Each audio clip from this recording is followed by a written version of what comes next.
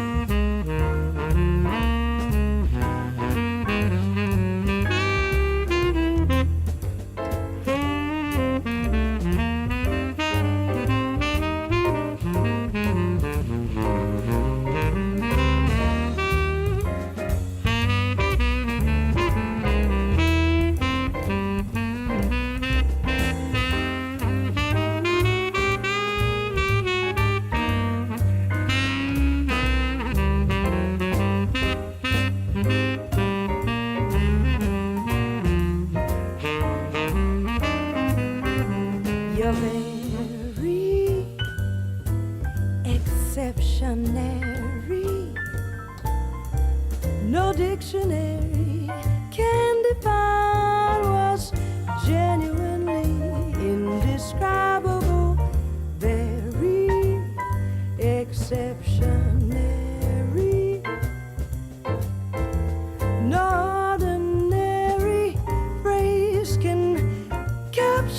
you. Now some might say that you're tremendous. You are so much more stupendous, so magnificent, so magnanimous. If we voted, it'd be unanimous. Very exceptionary.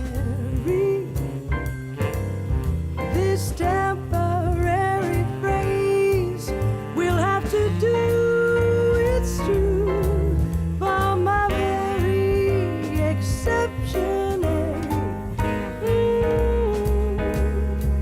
for my very exceptionary you. Good evening, and welcome to another episode of This is News with your host, The Bartender. Tonight's random read comes from the book of Isaiah, chapter 54, verses 5 through 17. An everlasting kindness. For thy Maker is thine husband, the Lord of hosts is his name, and thy Redeemer, the Holy One of Israel. The God of the whole earth shall he be called. For the Lord hath called thee as a woman forsaken and grieved in spirit, and a wife of youth. When thou wast refused, saith thy God, for a small moment have I forsaken thee, but with great mercies will I gather thee. In a little wrath I hid my face from thee for a moment, but with everlasting kindness will I have mercy on thee, saith the Lord thy Redeemer. For this is as the waters of Noah unto me. For as I have sworn that the waters of Noah should no more go over the earth, so have I sworn that I would not be wroth with thee, nor rebuke thee. For the mountains shall depart, and the hills be removed, but my kindness shall not depart from thee, neither shall the covenant of my peace be removed, saith the Lord that hath mercy on thee. O thou afflicted, tossed with tempest, and not comforted, behold, I will lay thy stones with fair colors, and lay thy foundations with sapphires. And I will make thy windows of agates, and gates of carboons, and all thy borders of pleasant stones, and all thy children shall be taught of the Lord, and great shall be the peace of thy children. In righteousness shall thou be established, thou shalt be far from oppression, for thou shalt not fear, and from terror, for it shall not come near thee. Behold, they shall surely gather together, but not by me. Whosoever shall gather together against thee shall fall for the sake. Behold, I have created the smith that bloweth the coals in the fire, and that bringeth forth an instrument of his work. And I have created waster to destroy. No weapon that is formed against thee shall prosper, and every tongue that shall rise against thee in judgment thou shalt condemn. This is the heritage of the servants of the Lord, and their righteousness is of me, saith the Lord. Once again, this random read comes from the book of Isaiah, chapter 54, verses 5 through 17, an everlasting kindness. That was a great read. I don't know if anybody's here. I know home base is having problems right now with connection issues. Oh, there we go. We got some. We got people here. Cool.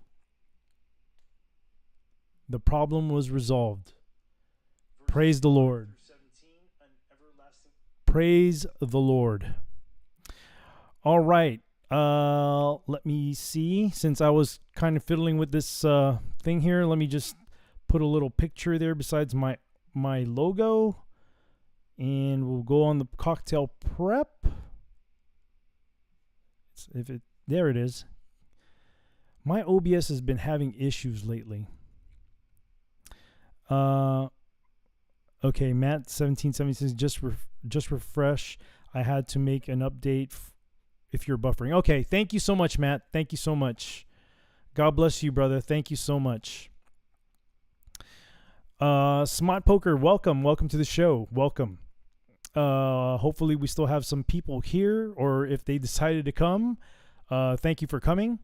Tonight, unfortunately, I'm not gonna have my co-host with me. He had some family stuff to attend to, so I'll be running show solo today.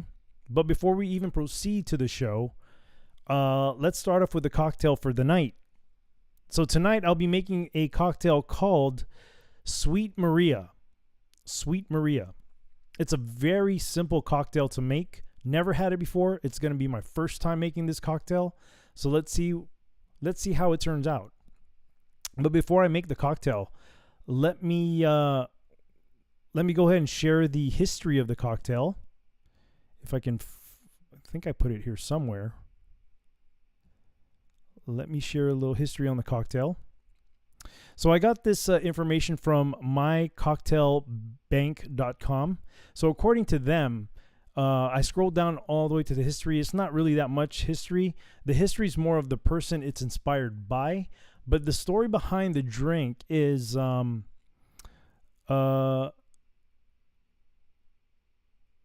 recipe was inspired by Saint Maria Goretti, a young martyr who chose God over lust. Because she refused his advances, her attacker killed her. It's a tragic story which Foley illustrates. I guess Foley is a writer of a book, and I'll get to that in a minute. It's a tragic story which Foley illustrates well with the dosage of this drink. When you take a sip of this cocktail, you really feel like purity has won over sin. Wow. Okay, it sounds interesting. Purity would be the amaretto and cream, both delicate ingredients, while sin would obviously be the liquor, the vodka. At least that's the person's interpretation who wrote this article. So it's inspired from a book called Drinking with the Saints, and it was written by Michael P. Foley. There's a lot of religious theme recipes of drinks, I guess, in that book. Man, it sounds interesting. Maybe I should get that book. So that's how this cocktail was inspired. Anyhow, let me go back to the bar here real quick. And let's go ahead and start making the Sweet Maria. All right, so the first thing we're going to do is we're going to take 1 ounce of vodka. This only requires three ingredients for this cocktail. So let's take 1 ounce of vodka, and of course the vodka of choice for tonight's the Russian vodka, Stoli. The only way to do it, right? I mean, if you're gonna drink vodka, let's drink vodka. All right. So we got 1 ounce of vodka. Next, we're going to mix in half an ounce of amaretto.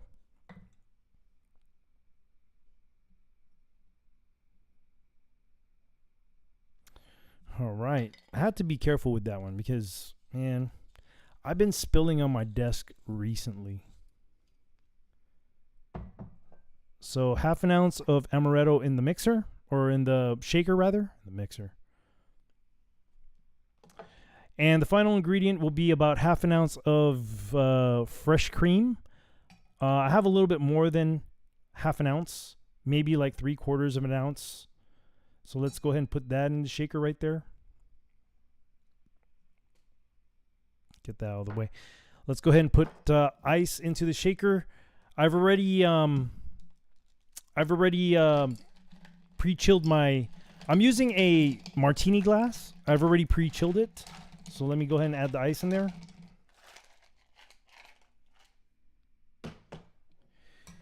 Let's close this up and let's go for the shake.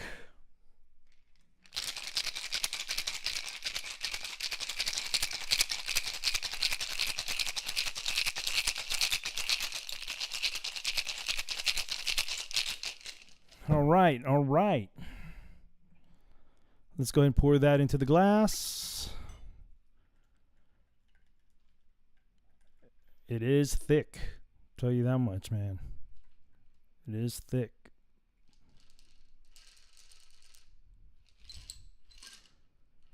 I'm very interested in drinking this because the amaretto and the cream, I think, would go together good. Okay. I had to make sure everything was out, you know what I'm saying? Right. Okay, so here's to the Sweet Maria. Cheers, everybody.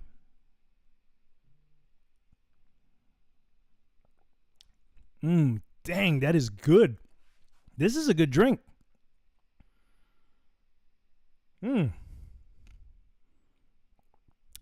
It's a very, very good drink. Man. So, it kind of reminds me of, I want to say a White Russian, but it's obviously not a White Russian. The viscosity of the drink, of course, is like a White Russian because you're using cream, right? But man, the amaretto and the cream goes well together. It's a well-balanced drink, and it tastes really good. It tastes really good. Success on this one, man. Success on this one. Boy, am I glad I bumped into this drink tonight. This is good. Here's to the Sweet Maria. All right. Well, like I said earlier, unfortunately, I am not going to have my co-host with me tonight, as he had to attend to some family stuff today. He had family over, so I'm assuming he's going to be pretty busy with family, which is cool. I told him, have a great time with your family, my friend, and I'll do this show solo. So I got a few articles here. We're going to start off kind of soft, go into hard stuff in the middle, and then end it with a little topic that I'm interested in.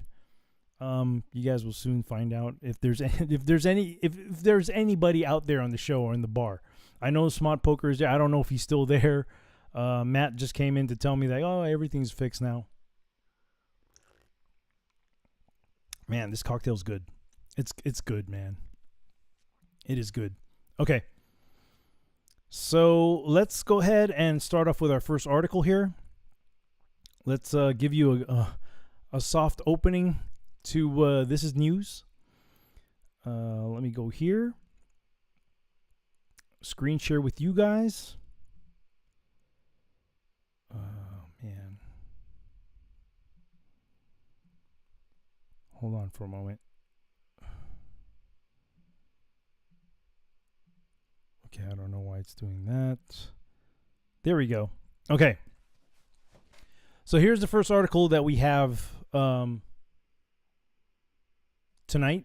This one comes from Lad Bible, one of my go-tos. Article reads, man arrested and found guilty of littering after planting flowers on fiance's grave. I wonder where this is at. This was published on June 13th of this year, and it was written by Daisy Phillipson. And let's read. A man over in the U.S. has been arrested and found guilty of littering after planting flowers on his fiance's grave. Fiance's grave with flowers, and that's littering? Winston Winchester Hagens received a fine of $300, which is equivalent to 245 pounds, on a 30-day suspended jail sentence after his late partner's dad filed a complaint. What? The incident unfolded after Hagen's fiancée, Hannah Ford, tragically died in a car crash in January 2021, just a month after they got engaged. Man, that is so sad. That is sad. To honor her memory, the Alabama resident placed a plant pot of fresh flowers featuring a photo of the pair on her grave in the city of Auburn. I don't know where. Is this in the UK? It could be in the UK. I don't know. Okay, so there's the picture right there. And the ad is kind of blocking the way. But that's the picture right there of the flowers and the pictures and the pot. Doesn't look like a big deal to me.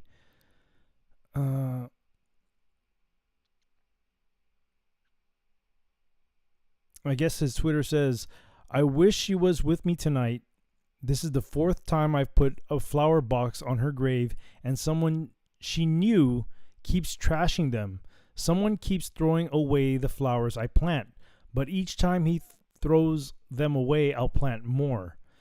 I'm suspecting that there's probably some kind of issue between the father of the deceased and the man, the fiance. That could be it. I think it's just a personal vendetta. So let me continue to read on here. Things took a sour turn, however, when Higgins was later arrested for criminal littering. City officials told him that he could put flowers on the graveside unless there was a complaint, but one was in fact filed by none other than his 27-year-old partner's dad, Reverend Tom Ford. Okay, this is here in this country. I don't know what state though. Speaking to the Washington Post earlier this year, he said the police don't enforce the law unless the owner of the plot tries to do something about it, adding that Ford didn't approve of their relation. There it is.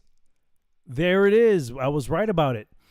Last Thursday, June 9th, Hagen was charged with 1 count of criminal littering, receiving the fine and suspended sentence, which will remain suspended as long as he doesn't place any more flowers on the grave. However, according to the outlet, his attorney Jeff Tickle, what a last name, Tickle, I don't know, man, suggested an appeal will be filed within the next 2 weeks, which, if won, will grant a new trial and could lead to the fine being dropped. Last July, Hagen shared a snapshot of the plant pot, writing, I wish she was with me tonight. This is the 4th time I've put a flower box on her grave, and someone she knew keeps trashing them. Someone keeps throwing away the flowers I plant, but each time he throws them away, I'll plant more. In a more recent update, he said ahead of the trial, my crime, a flower box adornment placed at the grave is a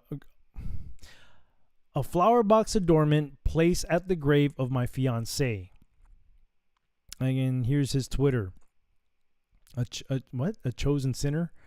Man, I don't like that name already, man. Like, I wouldn't be proud to be a sinner, to be honest. I would be ashamed. I am ashamed to be a sinner, even though I know I sin a lot. I'm very ashamed of it. I'm trying to change that. So that's a name that I would not even. I don't know. She was the best thing that ever happened to me. She loved Jesus with all her heart, more than she loved me, more than she loved her parents, more than she loved her siblings, more than she loved her friends. And it cost her deeply, yet she loved Jesus. She made me love Abba more, led to follow Jesus in a deeper way, encouraged me to listen to the Spirit more intimately, encouraged me to love Scripture more intensely. On January 17th, she went home to be with Jesus. I wish she was still with me, but I can't wait to be with her.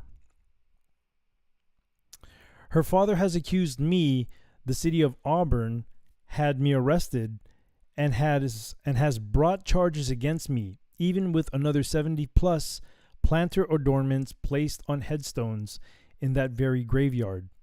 The 32-year-old also took the time to thank those who had supported him through the ordeal, adding, I am so thankful for all of you, for you all, those of you who have prayed for me, thought about me, reached out, bought me a meal, coffee, beer, or just let me vent. It means more to me than you will ever know. It has honestly saved my life. Well, I think the problem stems between the father and him, man. I mean, who knows what's going on between those two? Who knows, man? Who knows? So once again, this was by Lad Bible, written by Daisy Phillipson, published on June 13th of this year. Let's take you guys back to the bar here real quick. Oh man, I forgot to shut the music off. Oh no, cool, I did. Cool. I've been having delays with my OBS lately. I apologize for that, everybody. If there's anybody out there. Doesn't seem like it, but hey. I keep pressing on. Take a sip of this Sweet Maria. Man, Sweet Maria is awesome. This cocktail is good. All right. So let's go ahead and march on over to the next article. And this has to do with things that are to come, guys. Although I usually choose articles that are kind of like I don't know, you think to yourself, this is serious? Well, this is actually a serious article that I chose today. Only because I think I think reading this article to everybody out there would put in their mind to start preparing for what's to come. And it's going to get crazy, guys. It's going to get really crazy. We already know that inflation has gone through the roof. Prices of everything are going high. Food costs going high. Gas prices going high. Sometimes stores are still not even supplied with fully stocked. The stores are not fully stocked of things that they're selling. And I saw a video today, and now some cities in some states are experiencing they're experiencing gas stations that have no more gas. So this is coming real fast. This is coming really fast, and I think reading this article is a good way to kind of say, hey, yo, like, get ready. So let's go here. This article comes from allnewspipeline.com. Article was published on June 13th of this year. Written by Susan Duclos. Article reads, the perfect storm for violence approaches. 4+ months of likely riots, and you do not want to be in a crowded Democrat-run city when all hell breaks loose. How true is that statement? I mean, unfortunately, I'm very close to the Austin area. Very, very close to the Austin area. Like we're bordered with Austin. So it's probably going to hit our area too a little bit. So just be aware, guys. Hope you guys prepared. Anyhow, the other day I wrote about a Homeland Security alert warning of upcoming mass casualty violence over the course of the new few months, but knowing where the violence and rioting will be most prevalent could literally be the difference between life and death. A quick look at the facts. That's something news reporters don't really put in their reports anymore, or facts, right? We know protests become violent as soon as groups like Antifa, BLM show up.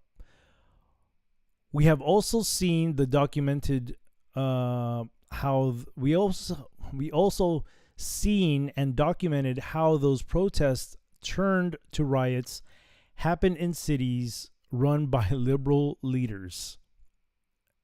And a lot of these cities too, to be honest, they've been run by liberals for a long time, and it has no progression. I mean, there's no progression up. There's no progression of success.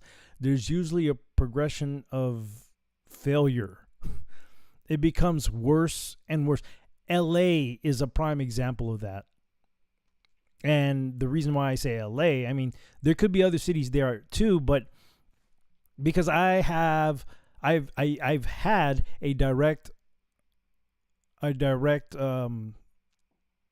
experience with LA. I used to live in SoCal, and I used to drive in LA all the time. So LA is one of those cities, man, like, it's been liberal run for such a long time, and it just got progressively worse and worse and worse. I mean, we're talking about homeless camps on the side of the freeways. On the actual freeways. I'm not talking about overpasses. I'm not talking about underpasses. I'm talking about the actual freeways. On the side. So, go figure that out. Liberal run city. Especially a city like LA, where everything is there. I don't know, man. Anyhow. Because the rioters know they will face much less opposition to their violence, arson, vandalism, and looting, which is true, especially in LA, because now shoplifting is not, they won't prosecute for shoplifting. You can steal up to $950 and you won't, there's no repercussion. Because, they just won't enforce that. They won't enforce shoplifting over there in the city of LA. We also know by statistics that the most crime-ridden of cities, the ones with the highest murder rates by the end of 2021, are Democrat-run cities like, Chicago? Chicago's one of them, yeah? Chicago's definitely one of them. Pardon me. As midterms near, and even Democrat strategists are predicting a red wave bloodbath for Democrats. I mean, it happened already here in Texas. I saw this thing in the news this morning. Not news, but it was like somebody on a YouTube channel kind of giving their commentary about how this one person won, this Republican won a congressional seat that's been solely Democrat for years. And I'm talking about since the 1950s or something like that. And finally, it got overturned by a Democrat today. Or was it today? No, it was a few days ago. So congratulations to that. I mean, I don't really follow the politics, but, I just kind of clicked on it to see what the whole fuss was about his commentary on that person. And I was like, oh, I have a good feeling about that person. She's actually doing the right thing for the right reasons, but we'll see. Because at the end of it all, politics is always going to be politics. They should name it politricks, to be honest. But what do I know? Anyhow. Where was I? The media, liberals online, and Democrat politicians claim they never supported defunding the police, which is BS. They did. And they're on video. They're on video saying all these things. I don't understand why you gotta lie, man. I guess that's what they do. They're just trained liars. I don't know, man. This is why this is exactly why I don't dive into politics anymore, because I can't stand the lies. I just can't. It makes me upset. So that's kind of one of the reasons why I kind of stepped away from the whole getting into the politics thing, because it just makes you angry. And it's unnecessary stress upon yourself when there's really, I mean, to an extent, there's something you can do, but at the end of it all, there's really nothing you can do. So you got to take care of you. And that's what I'm doing. I'm taking care of me, staying away from politics. The problem in this day and age with trying to rewrite history is almost everything is captured on video, right? So we don't have the evidence of what they are trying to hide in the video below, titled 7 minutes with 7 minutes of Democrats saying defund the police. I won't play that video because I don't want to get strike. You know how Yankee Tango is, man. They like sniping people out of their platforms. And I don't want to be a victim of being sniped by Yankee Tango. Or Facebook, for that matter. And maybe even Twitter, to an extent. I don't know. Showing how sick and tired Americans are becoming on the soft on crime liberal policies. LA is a good example of that. Actually, the whole California, the whole state of California is a prime example of that. And then on top of that, you have weak chiefs of police, weak sheriffs who don't stand on law enforcement. Matter of fact, they're more concerned about their whole political career as opposed to doing what the job is supposed to be about, which is enforcing laws. Oh no, man.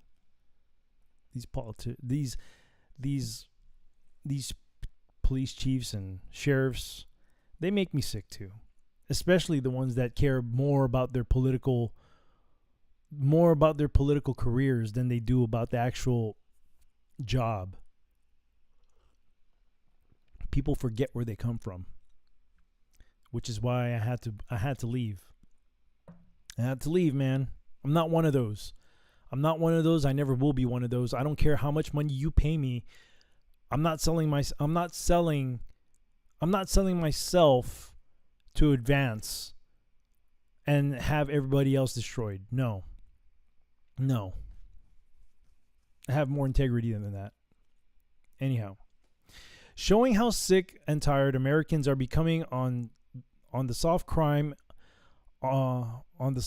on crime liberal policies. What is arguably the most radically liberal city in the United States, San Francisco. San Francisco, California. Just recalled their Soros-backed district attorney. Yes, because crimes has become unbearable. And you know what? I go on so I DJ on another platform. And sometimes I listen to I listen to the discussions with the person DJing, because sometimes I go to other DJs' channels just to check them out or whatever. And I listen to them talking to their people in the chats. And a lot of the DJs that I work with or that I have a virtual contact with via the other platform are from the Bay Area in California. So they were talking about the whole thing about the I don't know, was it the DA? Yeah, it was the DA who got recalled, and they were all upset about it. I'm thinking to myself, why are you guys upset about it? Because the person's a Democrat? Well, I mean, when does it become, where's the point where right is right and wrong is wrong? I mean, if they're not doing what they're supposed to do to protect you, why are you guys upset about that? Because it's your team? I don't know, man. It's the whole sports fan mentality where I guess if it's your team, you're with your team no matter what. But in politics it's different, because these are the people who are supposedly supposed to be working for you and doing things for you, especially being a district attorney. You got to get crooks out of the freaking streets, and part of your job is protecting the people, right? By getting these crooks off the street. And if that district attorney is not doing anything, why are you upset? Because of the political party affiliation? I don't get it. I really don't get it. It's the sports fan mentality. I don't know. Anyhow, progressive prosecutors who back criminals over public safety have fueled chaos and lawlessness in cities across America. And now even left-leaning San Francisco voters have had enough. Well, I guess, yes, the majority have, but there's still people out there who are butthurt about this loss. And I don't understand why. The person wasn't doing their job, so the people responded and fired that person. Who knows, man? On Tuesday, they booted their progressive district attorney, Chesa Boudin. There you go. That's the person right there. In a 60-40 landslide recall election that should be a warning to similar prosecutors nationwide. I don't think they care. I don't think they care. I really don't think they care. Many of those radical DAs, Chicago's Kim Foxx, Philadelphia's Larry Krasner, oh, there you go. Los Angeles, George Gascon, POS, New York City's own Alvin Bragg, came to office with the help of cash, more than $40 million since 2014, per one estimate from billionaire none other than Palpatine himself, George Soros, who essentially seeks to end consequences for crime.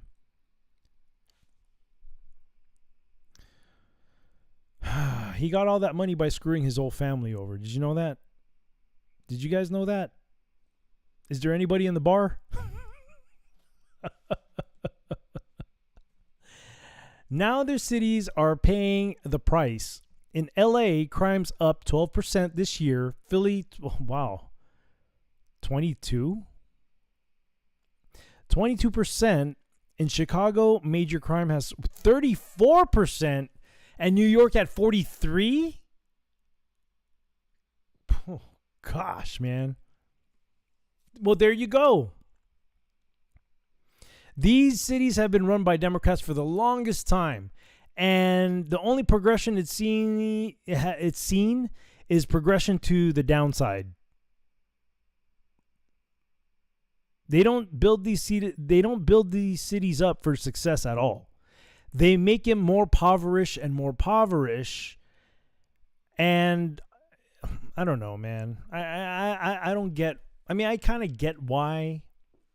In the whole big picture of things, yes.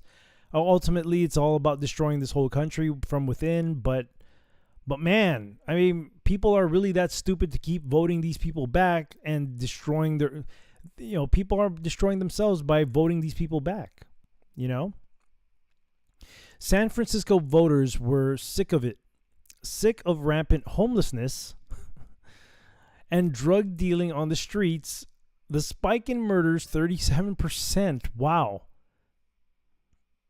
In the Bay Area? Burglaries, 45%. Under Boudin. And the endless break-ins, property crimes, shoplifting, and auto thefts. And here's the kicker, too.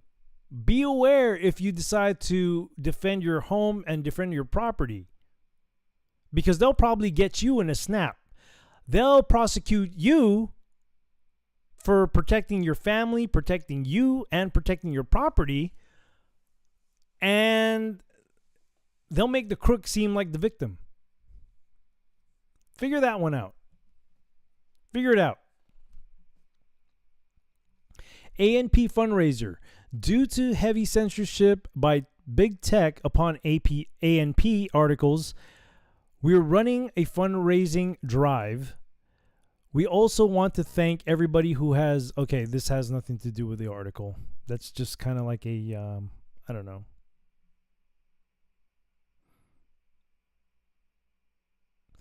All right. All hell is about to break loose. It sure is. It sure is. And I'm telling you guys, man, I had this discussion with a good friend of mine today about what's to come, and he was asking me how do you prepare, and I told him, dude, I've been preparing since 2012, dude, because I saw this stuff coming, man. I've been preparing since 2012, and there's only so much supplies that you can hoard, because honestly, in a ish hits the fan situation, you got to be mobile, man. You can't stay in one spot, because once you stay in one spot, you're done. So you got to be mobile. But I was telling him, I think, in my opinion, you're going to see a lot of people who thought you knew. You're going to see the worst of them come out. And you're not going to be prepared for that. But what you can be prepared for is you can be prepared for spiritually, man. Because at this point, you can carry your guns or whatever and protect yourself, but there's a bigger, I think you would be more protected by God than you can be protected by yourself, or even if you were in a group of people. So I told him, strengthen that part up first, man, because at least you'll be able to handle things mentally and understand why things the way they are. So I kind of advise them, get your face in that KJV and, read all you can, because everything else will follow after that. Anyhow.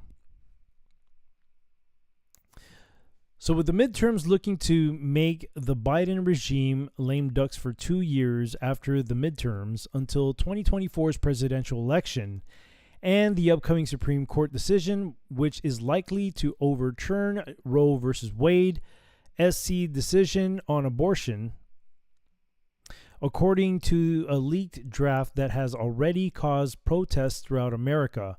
Radical liberals online and off are tense, angry, and threatening violence.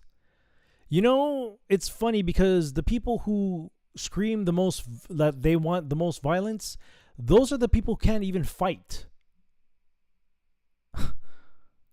Those are the people who can't even, they don't know, they're scared to go get into a fight one-on-one.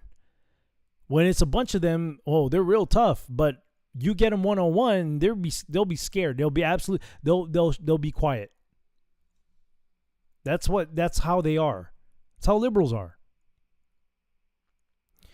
From the pattern over the course of the past years, we can say with a pretty high level of confidence that said the planned protests will become violent, turning into riots, start in liberally controlled cities, begin in the poorest of neighborhoods before pushing their way into the wealthier parts of the cities. We have already seen documented assassination threats against the Supreme Court justices, with one man arrested for showing up outside SC Justice Brett Kavanaugh's home with a gun, knife, and pepper spray, claiming he intended to kill him. Whoa, man, these people are crazy, dude. These people are out of their mind. They're demon-possessed. That's just my opinion, man. These people are demon-possessed, Just because they don't agree with their beliefs, now they want to kill somebody. That is crazy, man. It isn't only threats we are seeing reported, but yet another investigation into a suspicious fire at a Christian-run pregnancy center is in the news, showing that even before the expected Roe versus Wade ruling, the violence over the potential decision has begun. Via Axios, why it matters. The fire at the Gresham, Oregon facility came after a similar anti-abortion facility in Egertsville, New York, was damaged in an alleged arson attack earlier this week. That incident is also currently under investigation, according to the Buffalo News. The U.S. government is preparing for a potential surge in political violence from the Supreme Court's ultimate ruling on abortion rights in the coming weeks. So you see how crazy these people are? Not only will they destroy places, but they really are pro-death. It's nuts, man. And this is one of the reasons why I had to step away from this. I had to put more focus into the Lord. I just had to. Because if I paid more attention to this kind of stuff, then I would be going down on their level and begin to not like them at all. And for me, like, I really want to make the cut. I want to make the team. I want to make Team God. Like, I really want to go to heaven. I really do. And I had to step away from politics because that disdain for the other side, you know? I mean, I still don't agree with a lot of the things that the liberals do, but I'm not emotionally vested anymore like I used to. Because I think I've given more of my energy towards God. And for me, it's been working well because I'm trying to improve myself. At the same time, I'm trying to pick people up. And that's I always close the show by saying that. Because at some point in time, we have to help. All we got is each other. At the end of it all we have is each other. Physically. I mean, spiritually, we have God, yes. But part of doing God's work is to pick somebody up too. Oh boy, let me keep reading here.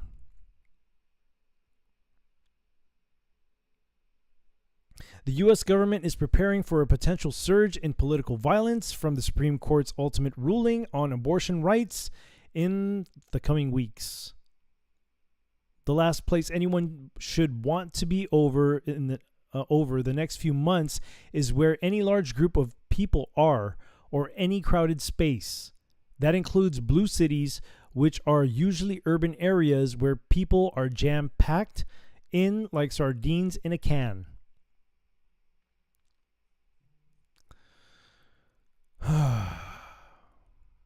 Bottom line, Supreme Court's current session is over at the end of June, meaning the decision that is likely to overturn Roe versus Wade is the leaked opinion stands will be coming over the next 2 weeks, 2+ weeks rather. Meaning the initial protests expected to turn into riots and mass casualty violence will begin by the end of this month. Oh, I see it already, man. I see it all because the financial stuff is going to start to hit people. It's going to start to hit people. It really is. And if the videos that I saw were right about certain cities and certain states with gas stations saying that they have no more gas, that's going to be a hell of a big problem. Because although you may not, you feel it when you go to the stores buying stuff. Yeah, you see it when you start pumping gas. But when there's no more gas to be pumped, how are you going to get to work? How are you going to get to places that you need to be in order for you to make your living? Man, people are going to go crazy. Oh. I'm not trying to bring any doom and gloom. No. Prepare yourselves, man. That's all I got to say. I mean, hey, you can have the most positive thinking you can, but your positive thinking is not going to change the reality of things that are going to happen. You know? I know my co-host usually for this show has a different way of thinking about things, which is true to an extent, but it still doesn't change the fact that certain things are bound to happen. I'm just saying. And I'm not saying that in a way where I'm not saying it in a way where I'm I'm being kind of argumentative about my co-host here, but I'm always on the I always have my guard up no matter what, man, because you just never know. And it's for me, it's better for me to be prepared for anything as opposed to be blindsided by something else. And in fairness, of course, just because you have positive thinking doesn't mean that you're not going to be aware. But not many people can balance that out. Not many people can balance that positive thinking / being aware at the same time. Because if you're aware, you're always your mind, your state of mind is always in a heightened alert. And I've always been like that ever since. Even before I became a cop, my mind was always like that. So, after Roe, with what is expected to be continuing pro-abortion protests and riots, we head so they're gonna blame this on the whole. They're gonna blame these upcoming protests on the whole abortion thing, which is just a cover for the real problem, which is everything, like every financial problem that there is. We head towards the midterms with food shortages, record high gas prices, and overall inflation of everything, all continuing to increase. We are looking at 4 months at least of hell in America, with violence becoming more frequent as liberal anger, or what they are calling their, quote, summer of rage, the liberal portion of the Democratic Party. These days, that radical portion makes up the majority of their party. It sure does, doesn't it? Extremists. Something that never mind. I won't go there. All right. Well, that was the article right there for allnewspipeline.com. This one was written by Susan Duclos. It's a good article. I don't know anything about All News Pipeline, but this is good. It's good. But let me go back to the bar here. Okay, there. Let's change this. Let's go here. Okay. Let me go to the bar. Wow, there's still nobody in the chats. Cool. I don't even know if anybody's here at the bar. Let me see in the other platforms. Let's see. I got somebody on Twitch. Let me see. One viewer on Twitch. Hello, one viewer on Twitch. How are you? Thank you for coming by the bar. Thank you so much for hanging out. If you are still there, it's actually showing 0 on my end. Wow. Anyhow, I'm just gonna keep going. Who cares? I'm competing against other popular guys there anyway. It's kind of like my new Truth Social account. I don't have any. I have like 5 followers. Let's see. Speaking of which, let me. If there's anybody out there, if there's anybody at the bar, let me drop my link to my link tree, and that's where you can follow me in all my social medias. I just recently opened up a Truth Social because I was told, like, well, that's one way to make your channel grow. But after looking at it for the past few days, I'm like, I guess this is as much as I'm gonna get as far as followers go. Not that I care about people following me, but there just won't be any growth for the show. Anyhow. Continue on here. All right, now we're getting to the things that things that I've been noticing, and looks like there's a more sinister agenda with the whole alphabet community movement. So I'm going to start off with this article here first. So this one comes off of RT.com. Article was published on June 8th of this year, and it's from RT. Who's the one who wrote this article? Doesn't say. Yeah, it doesn't say. Nonetheless, it's from RT.com. Article reads, new law targeting alphabet community propaganda introduced in Russia. Proposed fines for promoting non-traditional sexual relations could exceed $160,000. Looks like, man, I think Russia is beginning to notice things in the U.S. that there's something more sinister. I mean, honestly, I think this whole movement right here, there's more sinister things going on here. There's more sinister things than people's sexual preference. I mean, why are we letting? Why is it so important to let everybody know who you sleep with? That used to be an embarrassing thing to do. Like, we used to keep that stuff to ourselves, no matter what sexual orientation you are. Usually, keeping that stuff to yourself is what you're supposed to do, right?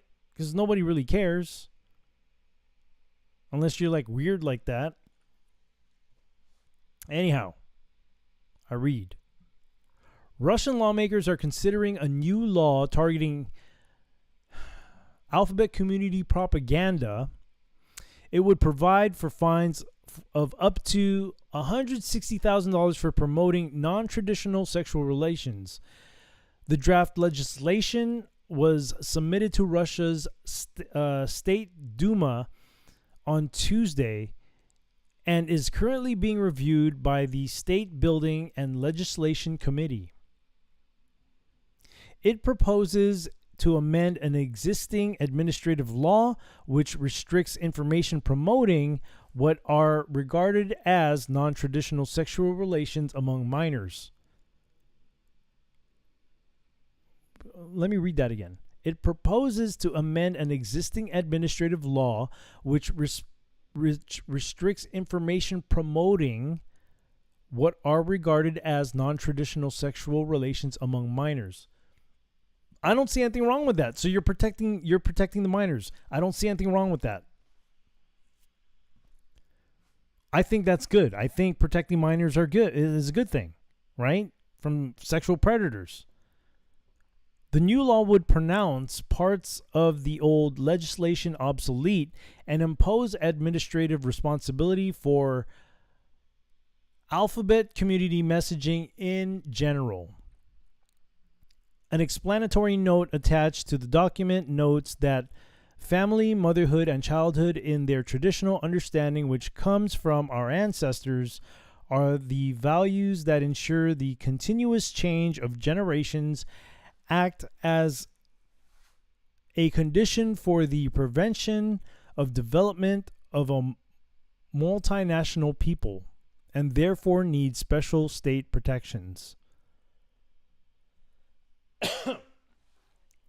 The bill would introduce fines for propaganda aimed at forming non-traditional sexual attitudes and attractiveness of non-traditional sexual relations, a distorted idea of the social equivalence of traditional and non-traditional sexual relations, and the impositions of information about non-traditional sexual relations, causing interest in such relations. Man, that's too much ping pong going on with me with the words, man.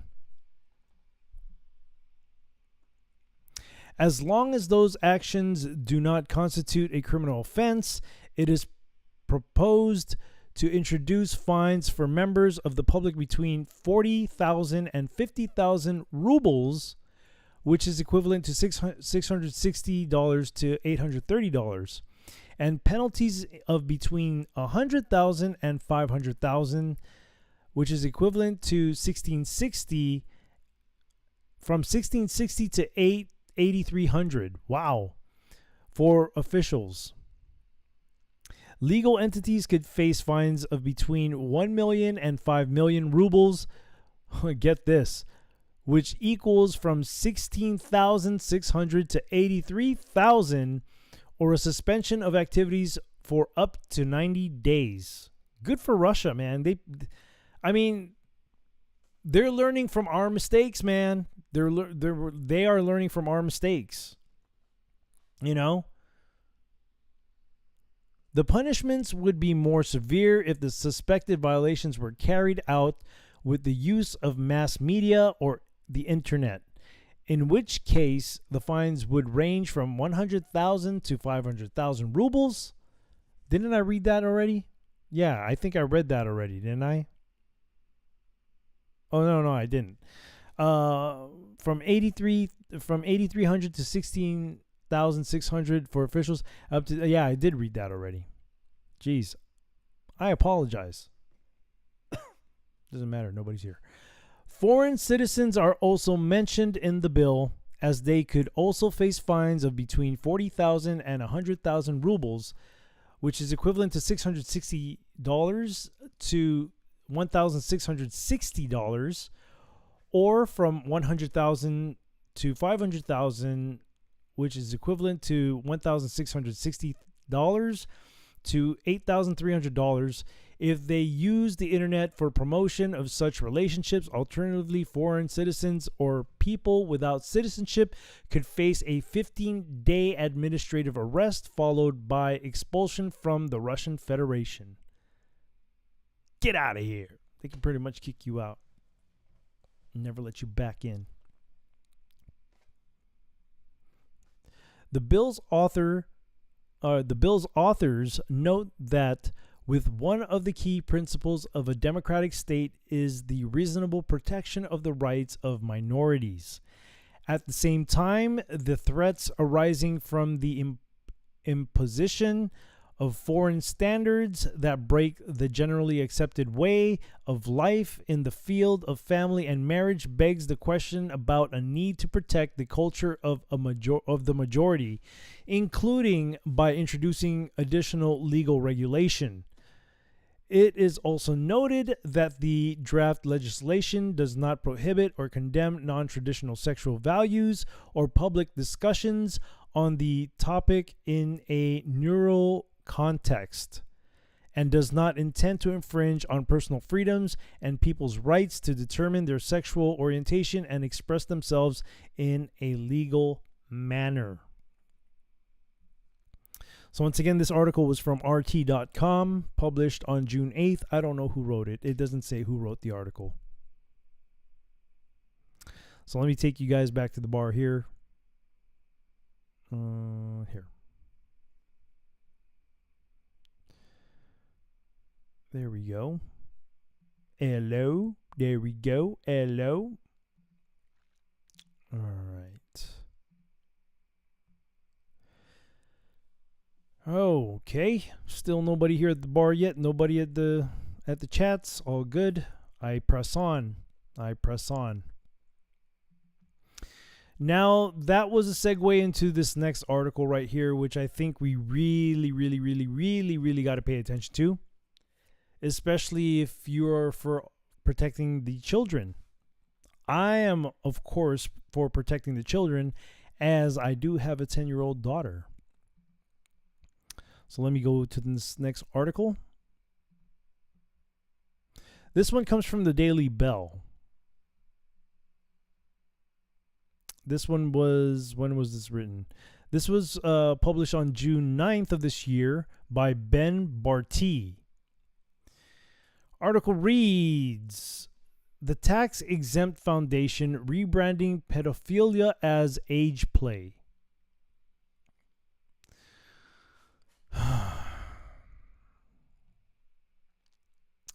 Age play is the latest attempt to mainstream the obscene fetishes of minor attracted persons, MAPS, who normal people call pedophiles. Protegia Foundation, the nonprofit that promotes it,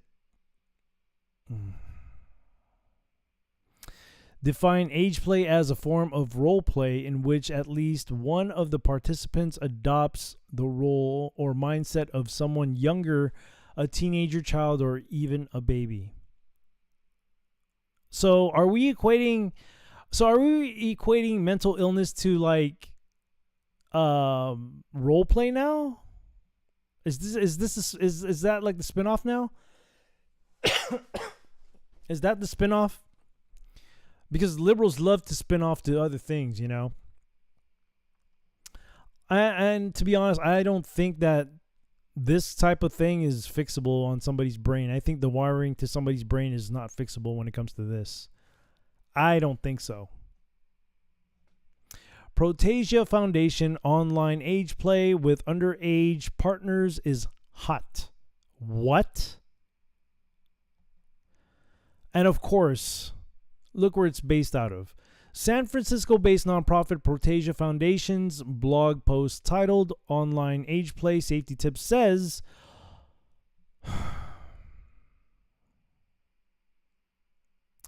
although it may be tempting to launch into an online age play scene while the energy is hot, it's important to begin the scene by having the underage partner confirm their real age. Dude, like, I'm already rolling my eyes to this because I know this is all BS. This is grooming, man. Like, you can't fool me with this. Who are you fooling with this?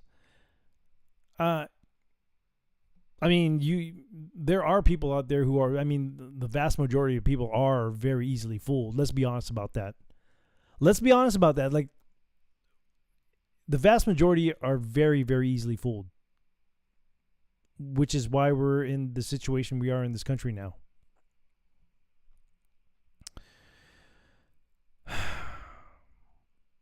By confirming their real age, presumably, the foundation means the foolproof method of clicking a button that says, I am 18.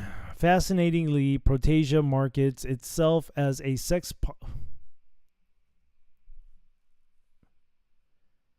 Okay, I now my mind is blown.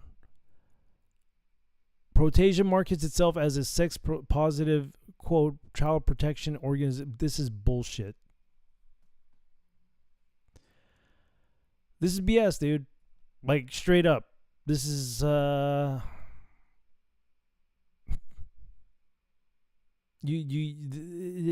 those two just can't go hand in hand together. They just can't. How? How can you? How? Their PR people made an Our Values graphic to let law enforcement know that they are all about preventing child abuse, child sex abuse. No, you guys are full of shit. You know, you guys are full of shit. The foundation hosts a MAP support club, a safe chat-based peer support network for teenagers and adults who self-identify as being attracted to younger minors. It's safe. There's definitely not any networking of child porn traffickers going down on the MAP support club. No sharing of explicit images there. It's about support and understanding because it's a liberal and loving. Well, that may be true, but role-playing takes more than one person. Could it be a means of hooking up with kids? I don't know. I'm not trying to accuse anything of anybody of anything here, but I don't know. It may be true that there may not be any child porn trafficking or exchanging of pictures or whatever, but I don't know, man. This doesn't make any sense to me. Matter of fact, it kind of upsets me.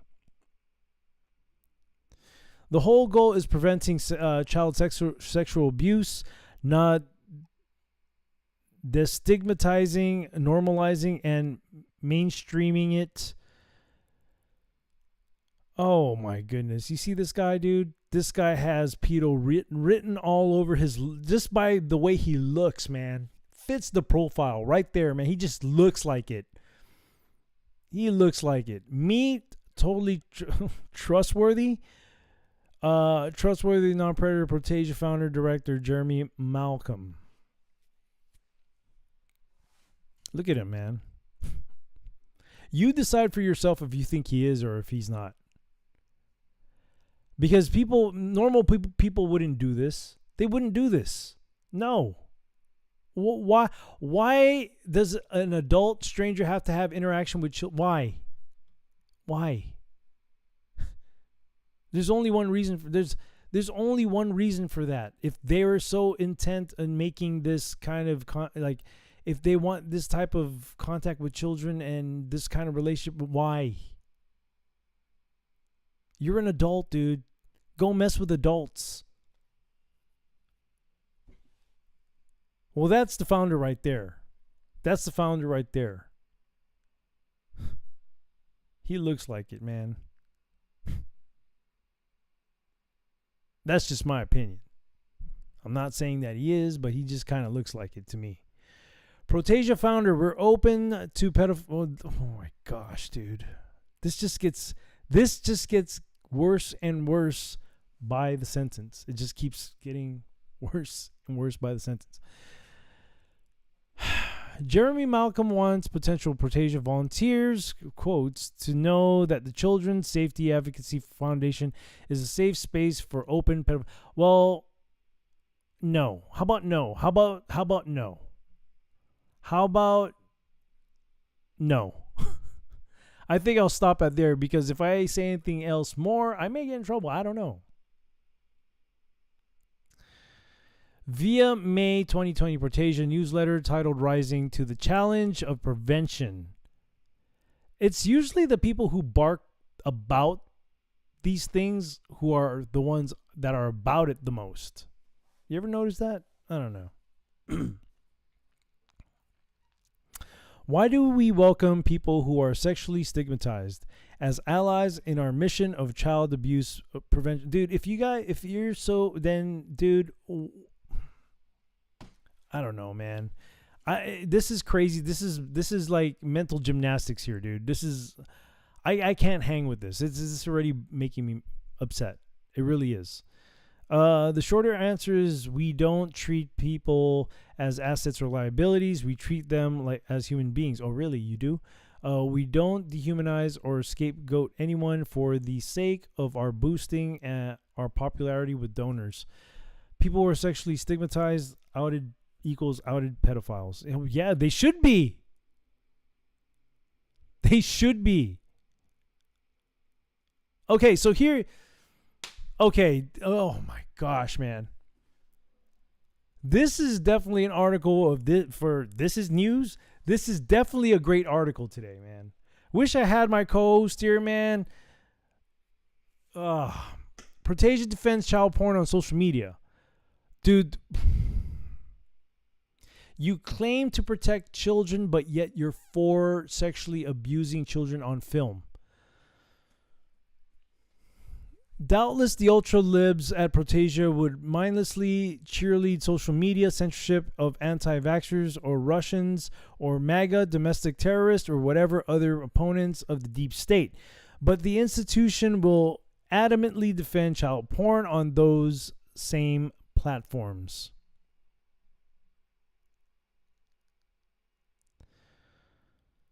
I'm going to read this tweet. A lot of art that's weird, gross, or unsettling gets posted to social media. If you don't want, I see they can't even produce a normal sentence. If you don't want to see it, the correct response is to block the hashtag it was posted with or the person who posted it. Don't report it to abuse material and don't harass or abuse people over. Yes, we're going to report it, dude.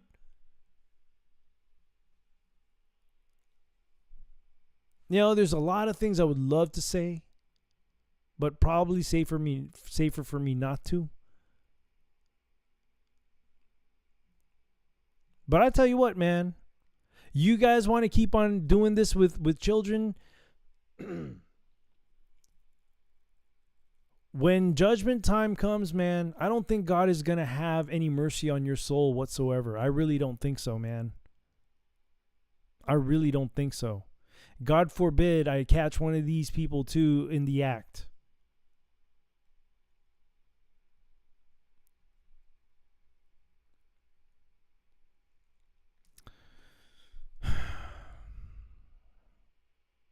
I don't know if I want to finish this article, man. This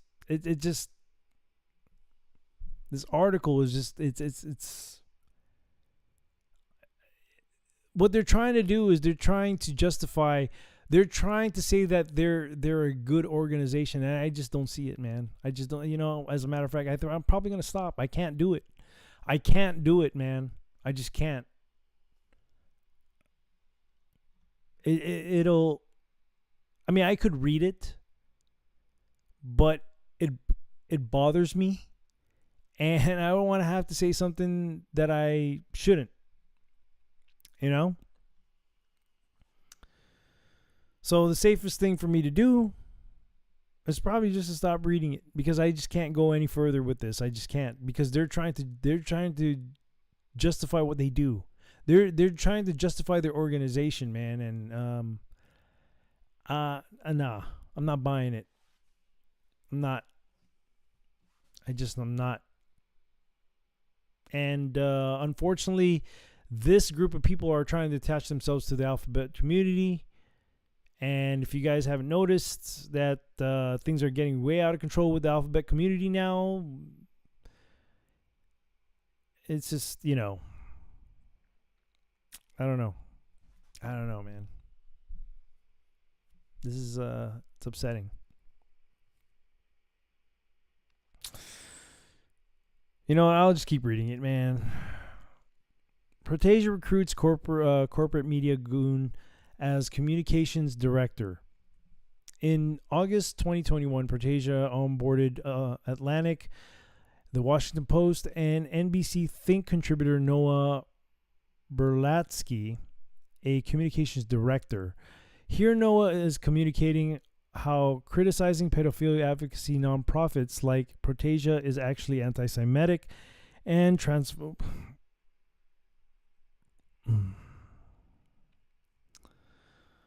Pedophilia is an identity, can be, and often is conflated with and attached to the identity of other hated identity, Jewish people, black people, dude.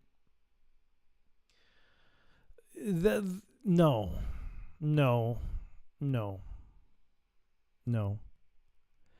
You guys are messing with the innocence of children, man. You guys really are, And same with these trans, man. They're messing with the children's innocence. Let children be children. Let them be children. What's the rush? And why are we having to sexualize our children to begin with? Why?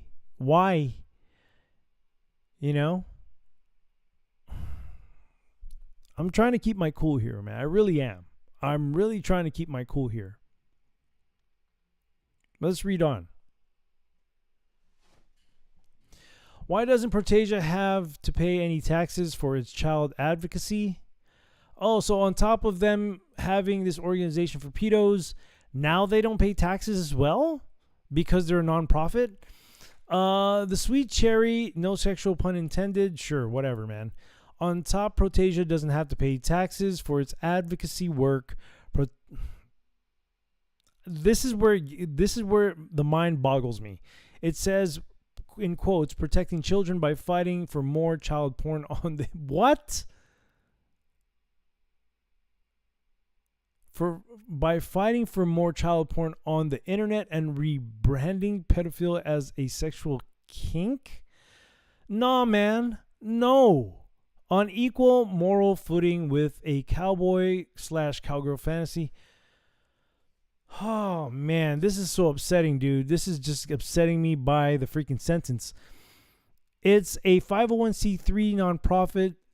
As such, it's $151,699.81 in 2021 income.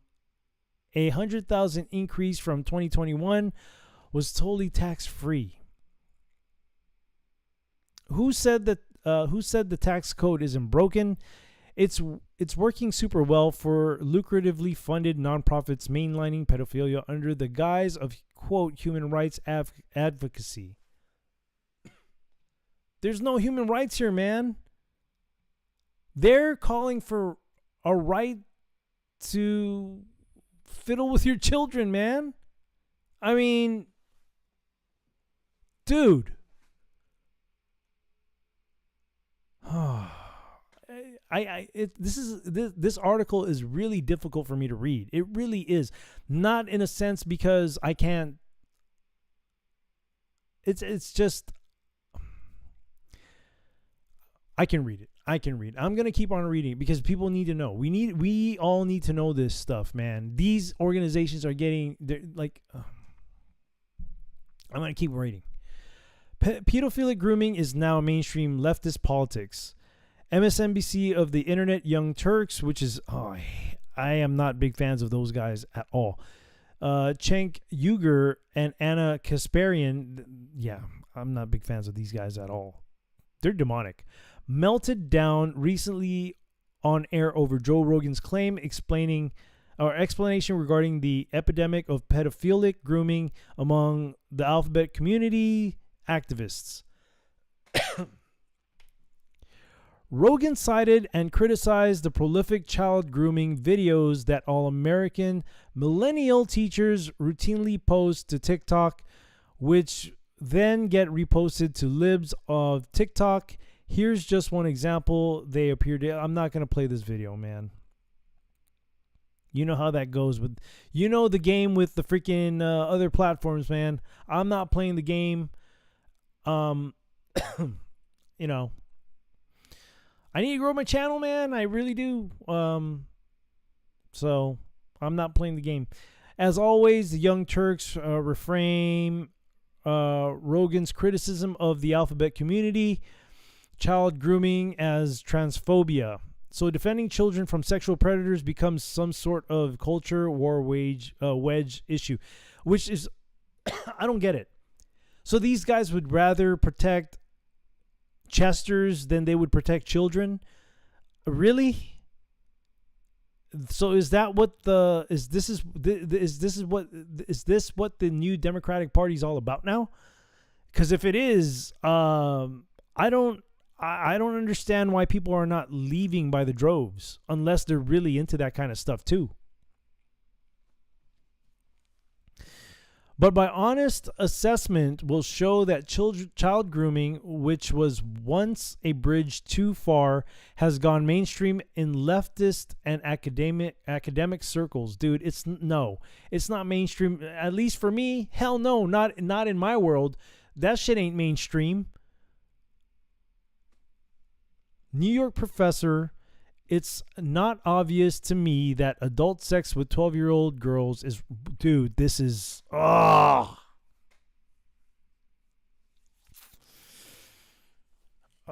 man, dude. Oh. Ooh. You know, the more these people keep exposing themselves like this, and especially how things are getting out of control right now, they need to be careful, man. They need to be careful. I'm just saying, dude. I'm just saying. Publicly subsidized New York professor Stephen Kirschner, okay, so there you go. You guys, that's his name, explains that adult child sex is a normal evolutionary impulse. Dude, hell no, dude. Maybe when you're at that age, right? Maybe if you're a 12-year-old boy looking at a 12-year-old girl, hell yeah, because that's when you're entering puberty. I can see that, but not as a grown adult looking at a 12-year-old girl. And therefore, by implication, morally correct. He even absurdly cites that this guy's a professor, mind you. Absurdly cites the fact that bonobos apparently engage in such activities as further evidence of its moral correctness. It seems to me that this person, Libs of TikTok, has a lot of those kind of videos, man. You guys can go and check that out. I'm not trying to promote them or whatever. I mean, I'm pretty sure they're doing that to expose who these people are, which, but for me, my work here is to make sure I connect people with God and go on that journey for themselves with all of us. That's my job. Not to, God, and I tell you, man, like I said, I don't think God is going to have any mercy at all for these people when judgment comes. I think these people are the absolute worst of the worst. I think they're the absolute worst of the worst. They really are.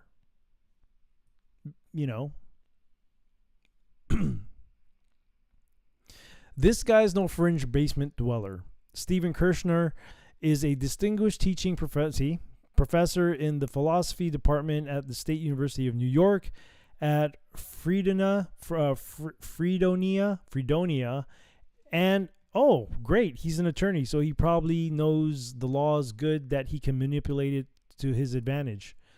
Kirschner was suspended from sunny Fredonia for his pedophile advocacy despite a widely signed letter of what? People actually supported this guy? 157 of his colleagues? Holy moly, dude. What has this world come to, dude? For reals. What has this country come to? What has this country come to? Occidental College instructor, you're talking to a guy who for 25 years has been making arguments more or less in defense of adult child sex and dude, what? Look at the people in that picture. Look at him. That's the classic look right there of Chester's right there. Those are the classic looks. And I know that look because I used to deal with a lot of these sex predators at my old job. You get these guys by themselves, they're freaking wimps, man. They're wimps. They can't do anything.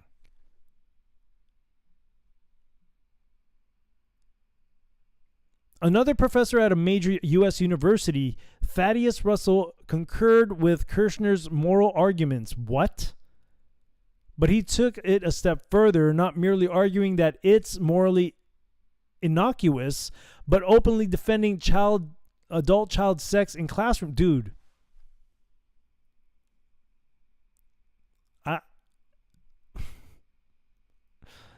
I have to watch what I say.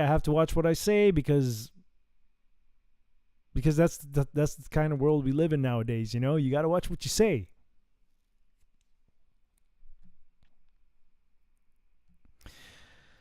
Like Kirschner, Thaddeus Russell is a mainstream academic and right. Dude, see, these people are in positions where they can take advantage of children. You know what I'm saying? Thaddeus Russell teaches history and cultural studies at Occidental College and has taught at Columbia University, Barnard College, Eugene Lang College, and the New School for Social Research. These are not one-offs. One could literally fill volumes with examples of public school educators from the pre-K university level engaged in destigmatizing and normalizing pedophilia. Decency compels us to re-stigmatize them. Ben Barty is okay, so that's the end of the article right there. Once again, this was from the Daily Bell, written by Ben Barty, published in June 9th of this year.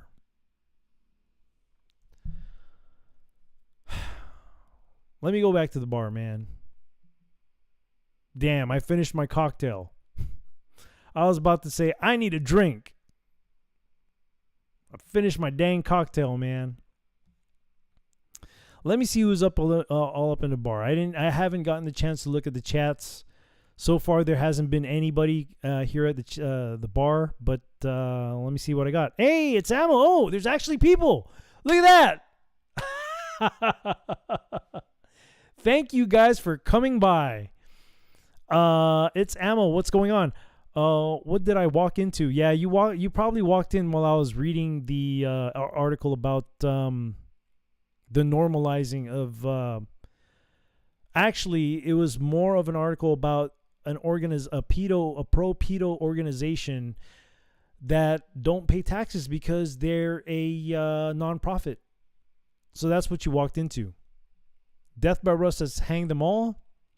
It's Ammo says chunk. Yeah, you're referring to the Turks, the turds. Yeah, they want BC. Yep.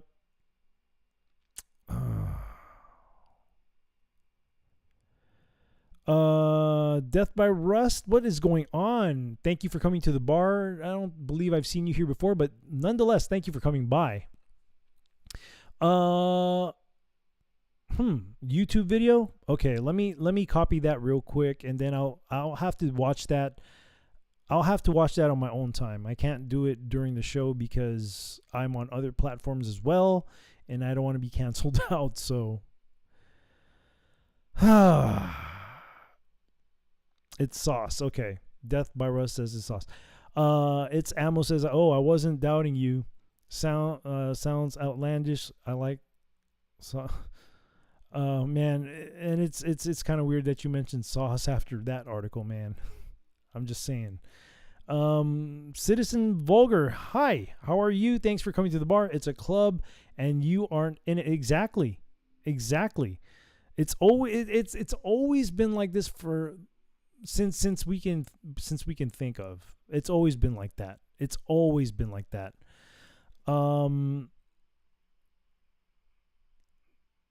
Ammo says the sauce make it. Citizen Vulgar says I've heard of this guy before. Death by Russ says that's why they like kids. It's power over them. No, you're right. And like I said, I've dealt with these kind of people before, man. I've dealt with these kind of people before. You get them by themselves, man. They're wimps. They are absolute wimps. Like, you know, there are things I would like. There are things of my former job that I would love to share, but it probably wouldn't be smart for me to share, if that makes any sense. Citizen Vulgar, thank you so much for the cookie. It's Ammo, thank you so much for the cookie. Thank you so much, guys. Thank you. I've already took down 4 articles on my own. As you know, usually on Wednesdays I have a co-host, which would be Mr. C from the C Report, but he had family affairs today, and I'm running the show solo today. So we're gonna have one more article. And after that story, I kind of wanted to end it with this because this is one of the this is one of the things that I enjoy. I'm talking about the up and coming article. I'm not talking about this article that I just read. I'm talking about the article I'm about to read. Okay. This is one of my interests in life when it comes to the next article. Let me share this with you guys. And this is going to be the final article of the night. I wanted to close it off on it's not really a positive note, but it's a better note to end it on with this next article. So I'm a dog lover. I love dogs, and especially working dogs. When I was a deputy, I really wanted to become a canine handler, But apparently that didn't happen. I do have my own dog, and I know what type of dogs are used as for like military and police, and the breed is a Belgian Malinois. They may get confused with shepherds. They're smaller than shepherds are, and they're more agile and they're more aggressive. These dogs are beautiful. These dogs are amazing. These dogs are warriors, man. I tell you. You got to go look it up for yourself. These dogs are freaking amazing. They're freaking amazing. So let me read this article. I mean, this is kind of a sad thing to read, but at the same time, I love dogs, man. But I especially love me working dogs. I love Malinois. I love Dutch Shepherds. I love German Shepherds. I just love them. I love the working breed of dogs, Okay, article is from ladbible.com. Article is written by Lisa McLaughlin, published on June 15th of this year. Article reads, John Wick dog breeds could soon be banned according to experts. Man, I hope they don't ban these dogs, man. I really want to get myself one of these, either this breed of dog or a Dutch Shepherd. But if they ban this breed of dog, I can always revert to the Dutch Shepherd. I prefer a Dutch Shepherd over a Malinois. But man, Malinois are freaking amazing. One of the UK's leading dog trainers has said that the infamous John Wick breed, Belgian Malinois, shouldn't be a family pet, and warned that they could lash out if not stimulated. It is true. This dog does require an active person, and a person who's able to tend to these dogs a lot, because these dogs require a lot of stimulation. They really do. This is not the type of dog where you can leave at home and then go to work for 8 hours and come home, because by the time you get home, dude, your furniture is gonna be all tore up. I'm just saying, these dogs require a lot of stimulation. You got to take them out. You got to work them. You got to work these dogs. You got to let them get that energy out. They're very brilliant and smart, intelligent dogs, but they require high maintenance as far as working them. You got to work them. You got to be active with them all the time. And you got to be strict, especially if you know anything about dog training or dog obedience or anything like that. You have to stay on top of it, man.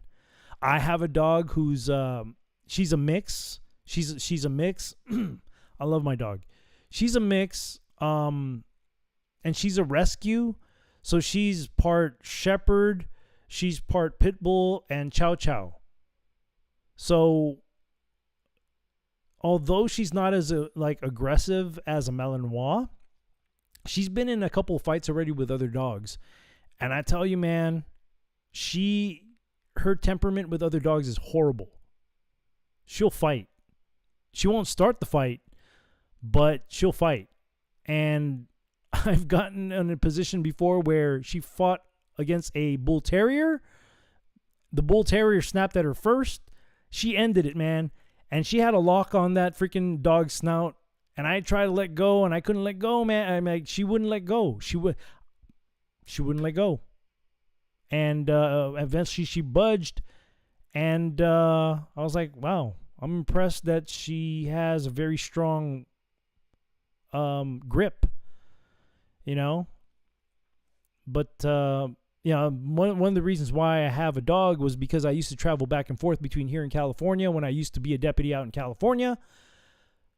For the last 2 years, I was traveling back and forth between the two states. So we had a dog. So then when I left, I felt a sense of security with the dog there. Our dog is she alerts us when somebody's at the door. She alerts us when there's things going on around the house. Now, as far as the biting part, I got to work with her on the bites, but she's very her obedience is good. Her agility is very good too. I always make her jump things, and and do the balancing things on these log fences. Man, she's amazing. She's amazing. But part of that's because I'm the one who's training her to do that. So, man, I love. It's sad if this breed of dogs go. I can understand why, because it's not for everybody. These dogs are very, very lovable dogs, but the problem is they're high strung. They're very high strung. You have to know how to handle these kind of dogs, and I get it, but you shouldn't ban a breed of dogs. What you should do is you should inform the person who is interested in this breed of dog. They have to be educated about the breed first. But that goes for any dog owner out there. If you're gonna get a dog, like, you need to know you have to know the personality of the breed. You have to know what kind of breed you're getting into if you're getting a dog. You just don't get a dog just because they look a certain way and say, oh yeah, I want it because of the way it looks. Like, no. You need to know the temperament of the dog. You need to know the personality of the dog. You need to know if the dog is high strung. You need to, you just need to know all that. It's part of informing yourself before you get into this, because having a dog is like having another child or having a child. You got to take care of another living thing that actually depends on you to feed them. I'm just saying. It's Ammo says, I have a Weimar Mariner. That's a tongue twister. Oh my goodness. 7-month-old puppy. She's awesome and drives me nuts at the same time. Sometimes dogs would do that to you, man. Because there are some days where my dog is just freaking retarded. Like, dude, really? We're going to have this kind of day? Every time I take my dog out for a walk in the morning, and when I work her too, is like, oh, really? We're going to have that kind of day today, huh? Your dog sounds like a dangerous combo breed. My dog, she's not a bad dog at all, man. She's not. I mean, granted, she came from, she's a rescue, but, no, my dog her obedience is good, Her obedience is very good. We got her trained. I did it the right way. I mean, when I first got my dog, I said, not only am I going to study the breed first, but I need to know if this dog needs to get obedience training. So we put her in obedience training, and from there, I just every day, it's repetitive. It's every day. I do the same thing with her every day, and I love her. I love her. She's a great dog. She's a very, very loyal dog. But I do notice that because she's a rescue, she has this thing where she needs to be emotionally, like, she needs to be touched.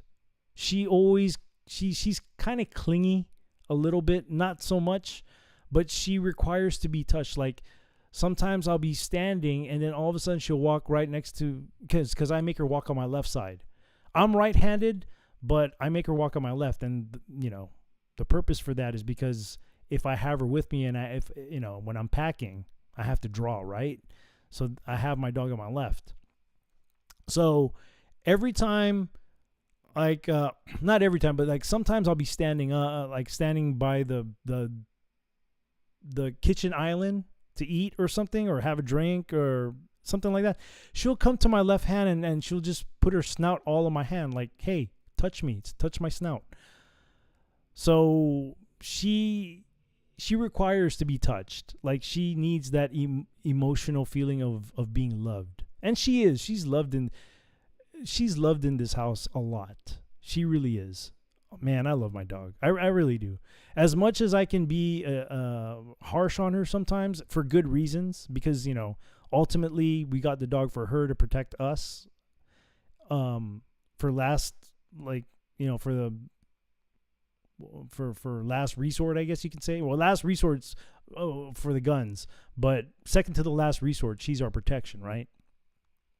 So she, I just noticed that she requires to be touched every once in a while, and I'm okay with that, Only if she like if I tell her, okay, sit, and she sit, then I'll reward her with a touch. And that's one thing good about her. She likes to be rewarded with like touch. She doesn't really care about being rewarded by food, which is it's a good thing, right? It's a good thing. Because it's a lot cheaper. I don't have to buy so much treats, and she didn't have to eat so much treats either. So, yeah. Weimar Rainer. Okay, I got you. It's Alan says dogs. Yeah. I love my dog. I really want. The truth of the matter is I want to get another one, but my wife was like, nope. So who knows, man? Maybe in a few years when my daughter gets older and she's old enough to go, maybe we get another one. I don't know. Hopefully by that time that they don't ban Malinois.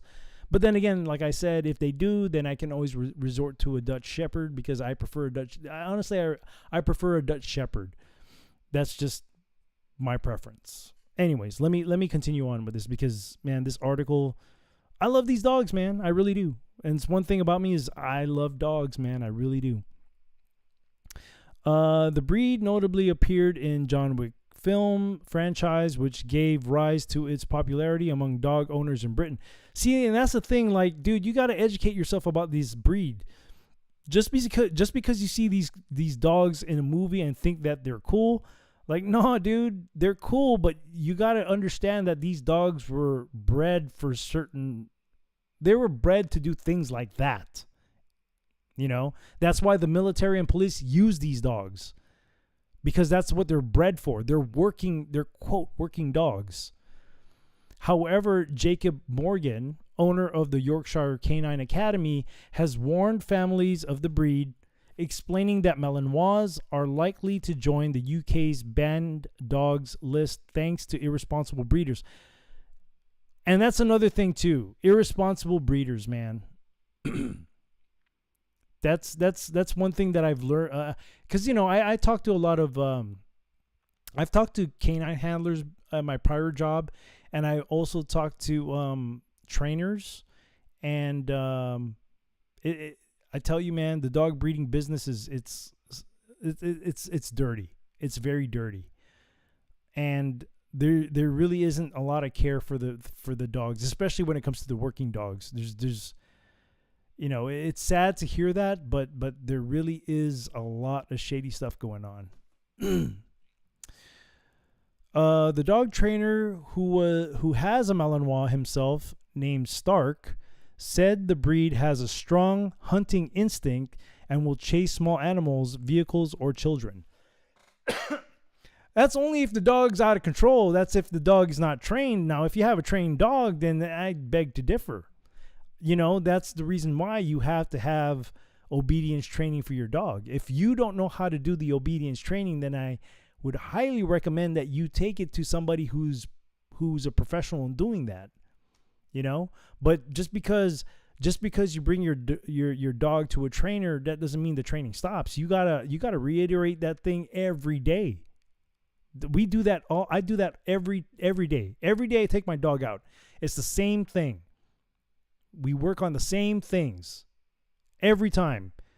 And there are even certain times where she'll start looking at me and waiting for the command to come out. Like there's this in the back of my house, we have a trail in the back of my house. And there's a sign that's posted that's about, I would say about waist high to me, about waist high. I'm not that tall. I'm like 5'6". So the sign is about waist high to me. And, I kind of train my dog to jump over that thing, and she clears it, man. She clears that thing. But the funny thing is that every time we go past that, like when we're walking towards the sign, she'll start to look at me like, she'll look at me for that command. She'll look at me. Instead of doing it on her own, she waits for me to tell her to do it, because that's what I've trained her to do. She's not allowed to do anything until I tell her it's time to do so. So she'll look at me, and then I'll give her the command. I'm like, go. And then she just clears it, man. And it's a badass thing to see. It really is. It's a badass thing to see. Let me keep reading here. Jacob added that if Malinois aren't given plenty of exercise and stimulation, they can become anxious, which leads them to lash out at their owners, which is true, which is why I said you got to work these dogs, man. And part of working the dog, too, you got to understand, too, like working the dog, you're building a relationship with that dog, too. So not only are you working the dog, but then the dog is beginning to understand that you're giving the commands, and the dog is waiting for you to give the commands, which is, what I just explained with the story of me with my dog hopping that sign. Like, she's not going to hop that sign until I tell her to. So you have to be on top of it, man. Like, after you get your dog trained up, you have to be consistent with the commands. You have to be consistent with the rules that you set with the dogs too. So that's just being a good dog owner. Because if you let the dog do anything they wanted to, man, you're going to have a dog that's out of control, and it's not good for the dog, and it's not going to be good for you either. I'm just saying, especially if you have a working breed like a Malinois, for example.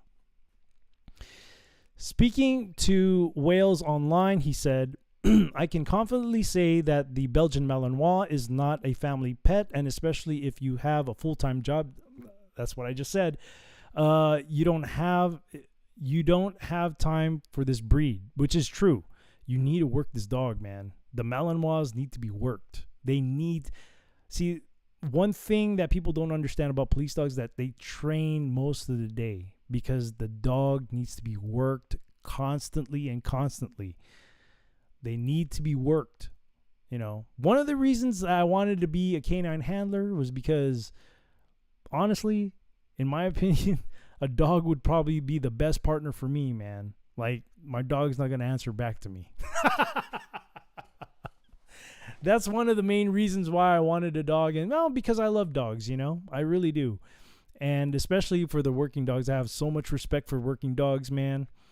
And, yeah. The trainer also said the breed is being bought be people, I think he meant being bought by people who are understanding how much attention they need. Jacob continued, just this week, I have seen 5 Belgian Malinois dogs looking to be rehomed via Facebook. This is frightening to see as it shows people are buying this breed of dog and not being able to care for them because they don't know anything about the breed. My Belgian Malinois puppy Stark is 15 weeks old, and I'm with him most of the day while I train our clients' dogs. But I also have members of staff who can also make sure Stark is getting stimulated by giving him an activity to do every hour.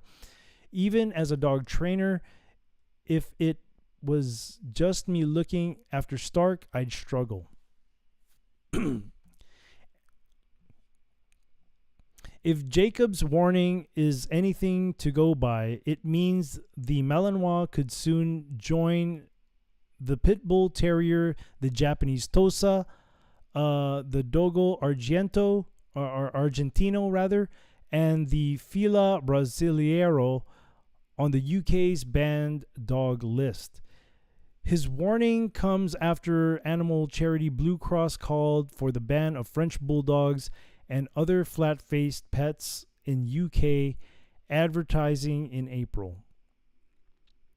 Calls have been growing amid veterinary and animal ethics groups to ban the breeding of brachycephalic pets, short-muzzled animals such as French bulldogs, pugs, and Boston Terriers, who can end up suffering from serious health conditions and a limited lifespan because of their snout, their breathing. They have a hard time breathing.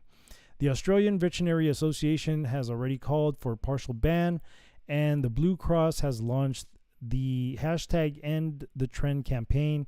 Astonishingly, 1/5 of the nation's dogs were brachycephalic breeds, As I sound illiterate.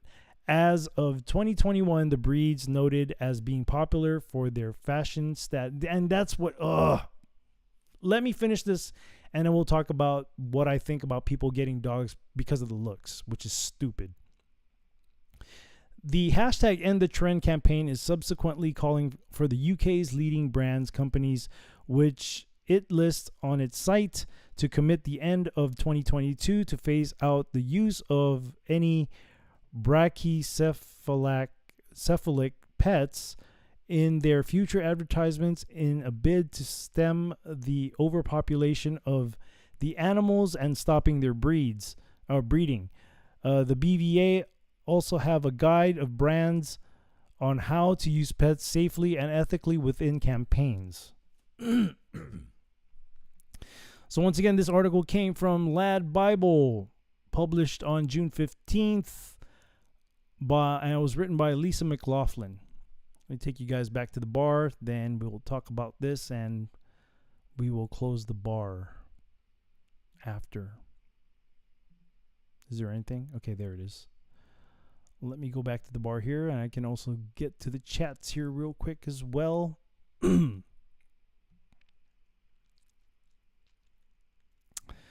Let's see. Excuse me.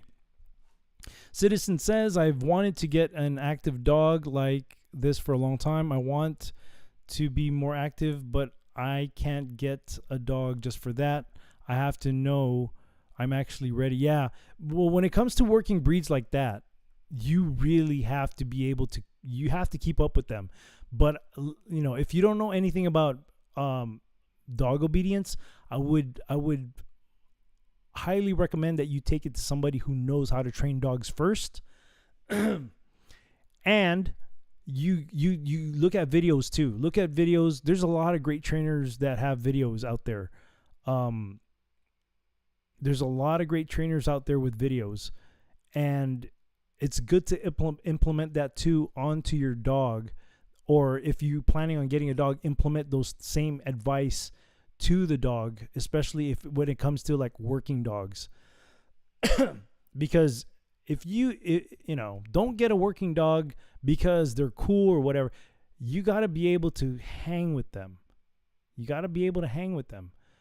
And they require a lot, and part of that too, like I said earlier, when you're active with your dog, you're building that relationship with your dog, and your dog will be like more obedient to you because you're building that relationship up. But mind you, you gotta constantly be on them.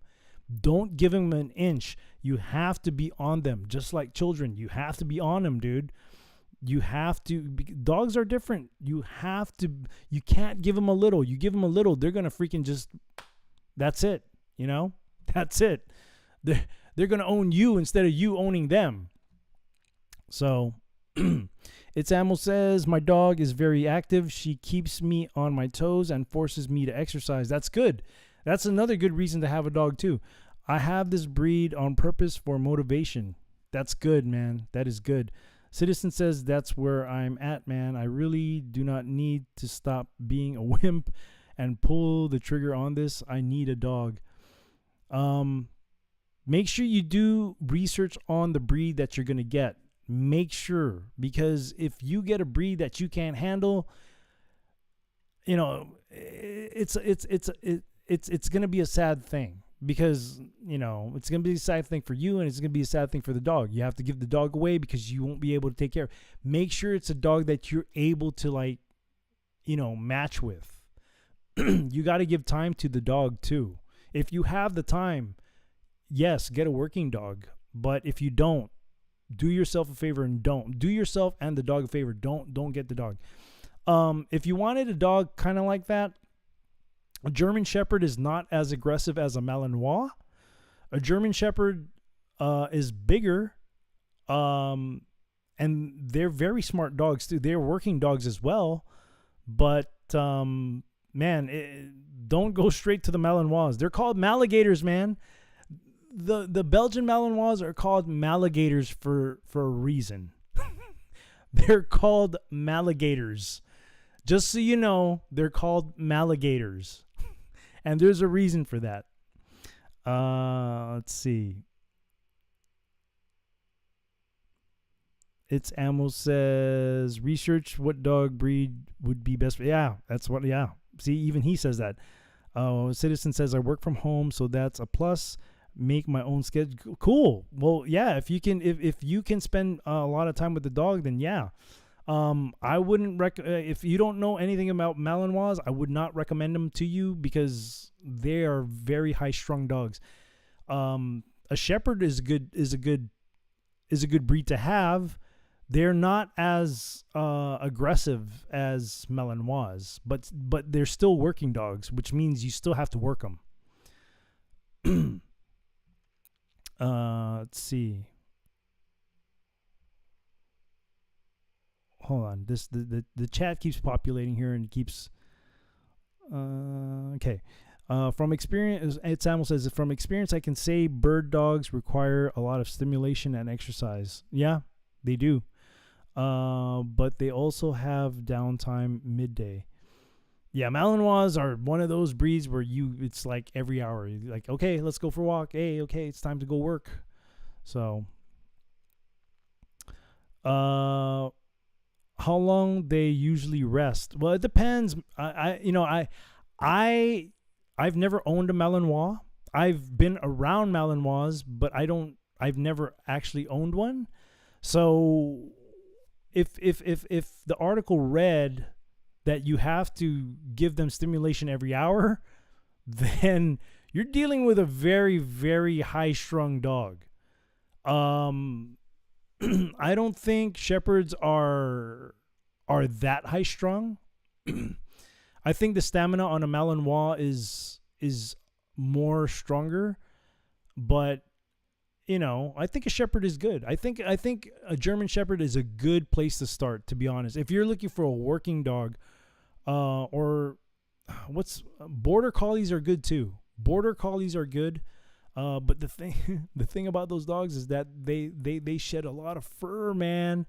They shed a lot of fur. My dog is not as furry as those dogs, but dang, she sheds a lot of fur, So that's another thing you gotta consider. Like, are you gonna be able to like clean up after them and stuff? You're gonna be able to brush them all the time to get all that excess hair out. It almost says, I take my dog running or to the dog park for an hour. She's chill most of the day. Then around 6, she gets feisty again, and I either run her. Yeah, I don't run my dog. My dog works. Like she leaps like walls, and I do agility work with her with those log fences. She does agility work on log fences, and then we go to the playground. I mean, there's a dog park there, but like I said, my dog is horrible with other dogs. She's gotten to a few fights already with few dogs, and I just don't want to have to deal with that. So what I do is I take my dog out. Excuse me. I take my dog out. I work her.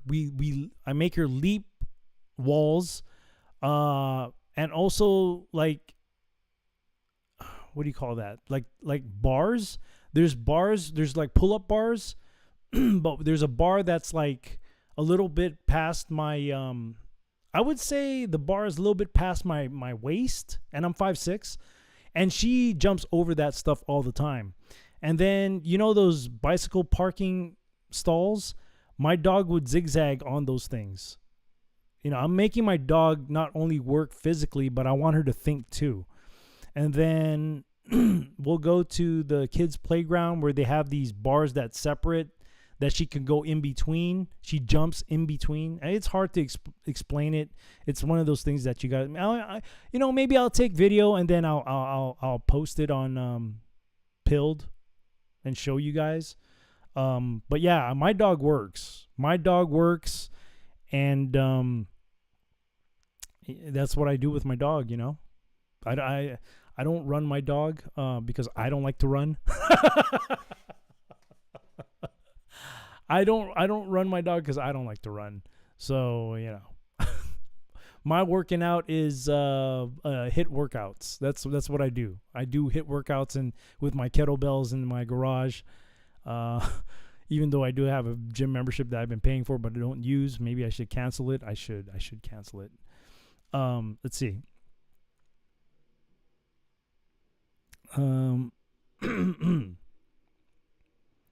40-minute walk. Okay.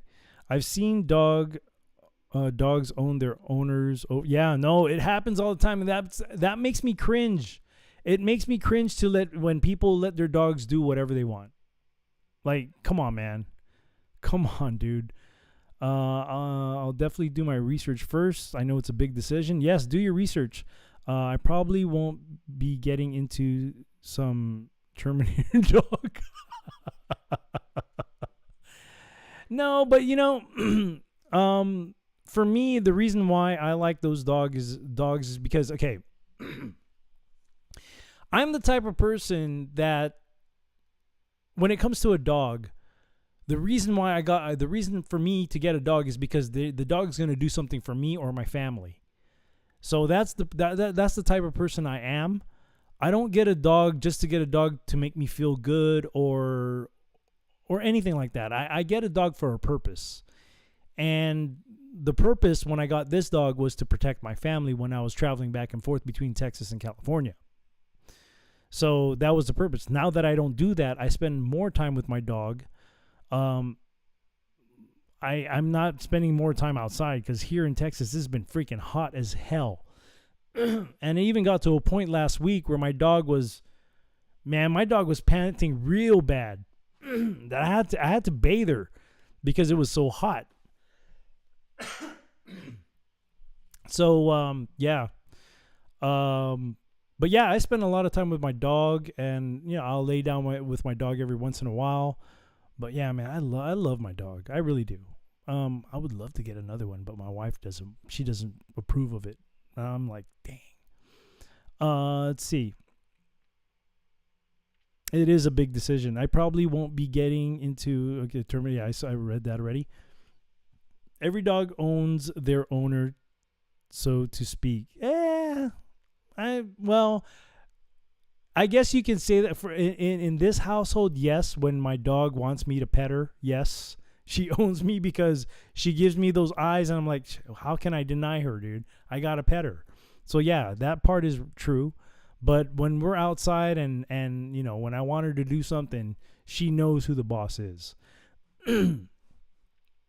It is a symbiotic, isn't it? Mm-hmm. Shepherds have hip problems. Yeah, they do. Over time, they do. Shepherds do have they're known to have hip problems.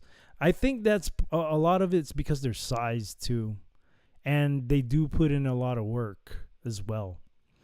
But most dogs do in later years. Yeah, like us. Absolutely, right? That is a true statement right there. It sure is true. Just like us with our knees, our shoulders, our back. Yup. It doesn't get easier. Thanks for reminding me about that, It's Ammo. Thank you so much. Anyhow, I had a great time. I'm glad that there were some people that came by. For like more than an hour, there was nobody here.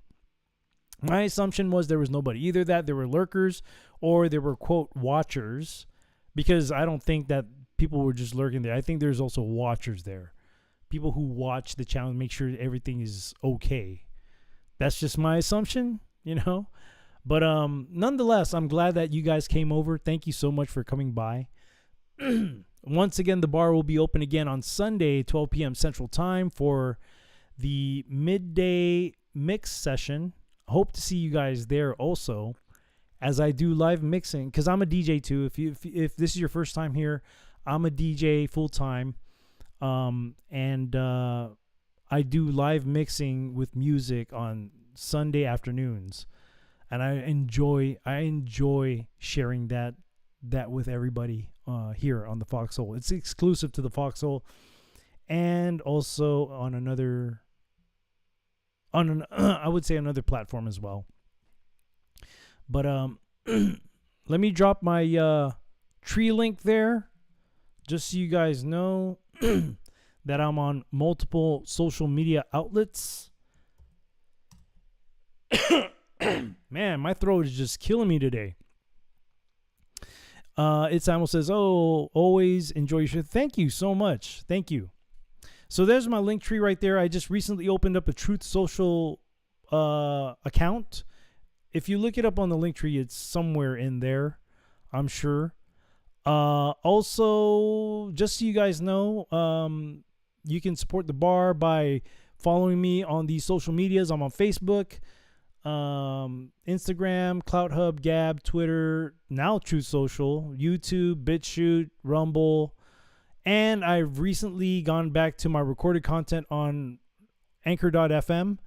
I posted my I would say my newest episode after like being out of the podcast realm for like close to 8 months. I posted my first episode there yesterday, and I'm doing a dig into the Jesuit order. So we started off with the founder of the Jesuit order, which is Ignatius of Loyola. So if that's your kind of thing, yeah, give it a listen. You know, it's interesting, and I think the next episode is going to be dealing with the whole Jesuit order as well.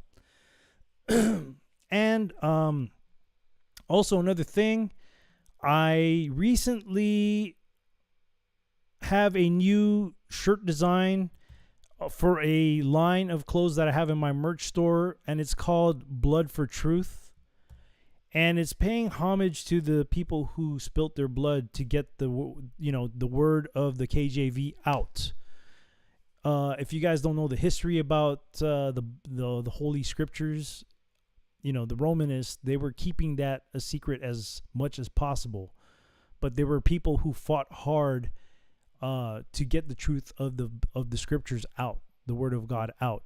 And so I created this whole, I have a new shirt design. It's not really much of a new design. I just put some wording in it for my new shirt. If you guys are interested in that, you can check that out. And there's still a sale there using this discount coupon called Bourbon 30 for 30% off. That's another way that you can support the channel on top of giving your gold pills or even giving donations on PayPal, Cash App, Venmo. I want to thank It's Ammo for the gold pills. I want to thank Citizen Vulgar for the gold pills. Thank you so much, guys. Thank you so much for most of all, thank you for being here, hanging out with the bartender and just kind of, hanging out for This Is News, even though it was a solo work for me to do today. But nonetheless, it's always fun to be here with you guys. It always is. Anyhow, as I close the bar off, mystery school discussion is a big avow for me. Mystery school discussion. Oh, are you talking about like the Jesuits and stuff? Because that's what I'm gonna. I'm basically what I used to do with my podcasts is I used to gear it like kind of like This Is News, the show that I'm doing right now for today on Wednesdays, where I find ridiculous news and just give my commentary. But now I think I'm gonna be concentrating more towards the God part of things. It's Ammo's been here before. He knows how the show goes on Monday. Monday nights are my Journey with God shows because my goal is to get people to start that relationship with God and walk with us, because the times that we're living in right now, like it's just gone crazy. And I honestly think that our spiritual relationship with God has got to be stronger more than ever now. So that's kind of where I'm at. All of that stuff needs to be talked about openly 100%. Well, thank you so much. Yeah. If you're interested, here, let me just drop the link for my if you're interested, no pressure whatsoever. Let me just see the public site here for everything should be on the everything should be on the tree link, but let me just give you the link to the podcast just in case you want to listen to, like if you're going out for a walk or something, you can listen to something. That's the podcast there, and it's entitled Ignatius, Who is Ignatius of Loyola, if you want to give it a listen. Yeah, I do need a lozenge, don't I? As a matter of fact, I'm probably going to drink like a honey lemon tea. My throat has been bugging me. I think part of it is because of the weather. It's been really hot here in Texas lately. So I think part of it's like that because I never had to, like, clear my throat so many times. Anyhow, so before I let you guys go, always remember to be kind to one another. When an opportunity presents itself to pick somebody up, please do so, because we've been through we've been to a time in our lives where we needed some picking up, and it always felt good when somebody did give us a hand up. Now remember, I'm talking about a hand up, not a handout. So let's build each other up, because at the end of it all we have is each other. So I really want to thank you guys, and God bless you guys, and you guys have a wonderful time with your families out there. If you know me long enough, I think you guys already know that I'm a family man. I love my family. I love hanging out. I think my family's kind of sick of me at this point, but I don't care, because I love my family and I love being around my family. So with all that being said, The bar is now closed.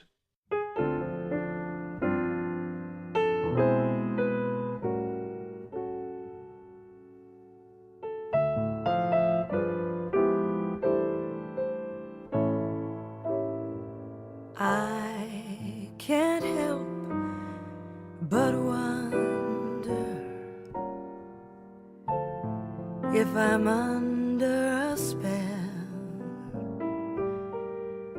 It's more than a passing notion. I've never fallen with such devotion. I can't help but wonder if it's only a dream. Am I naive, or can I believe that things are really as they seem? Can anyone explain how to understand what's true? I know I just can't tame it. Whenever I'm with you, I can't help but wonder if you wonder about me. 'Cause lately I can't help but wonder how wonderful this might be.